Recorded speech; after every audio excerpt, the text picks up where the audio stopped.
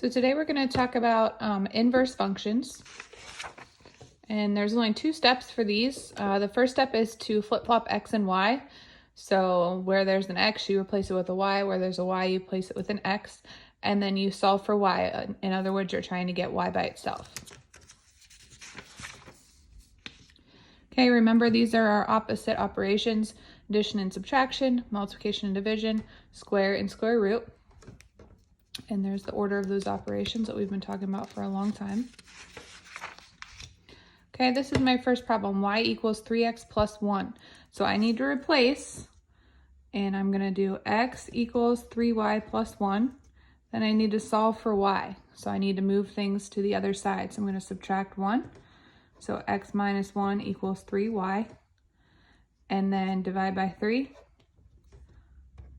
So y is now by itself. And you need to see if you can reduce this at all. X minus 1 over 3 is not going to reduce, so that is my final answer. Okay. Next example, we've got y equals 4 minus 3x. So again, we're going to replace these two and flip-flop them. So it's going to be x equals 4 minus 3y. Trying to get y by itself. So subtract 4. X minus 4 equals negative 3y. And then these two are attached by multiplication, so to undo that I need to divide. This would be my final answer. We don't really like negatives in the bottom, so I would probably just bring it out front. So it'd be negative x minus 4 over 3.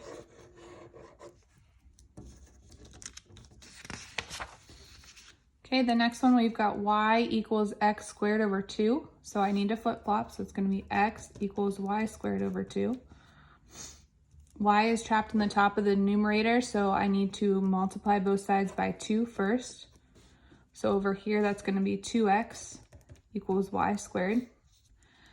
Now this isn't finished because I've got y squared, not just y. So I need to square root both sides. So now I've just got y on the right-hand side. And can the square root of 2x be simplified? Square root of 2 doesn't get any smaller. Square root of x is just square root of x. So that would be my final answer.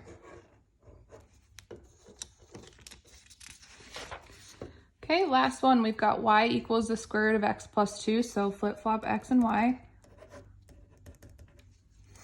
Right now the y plus 2 is trapped underneath the square root, so I need to square both sides. So x squared equals y plus 2. And then I need to subtract 2 from both sides. So I've got x squared minus 2 equals y.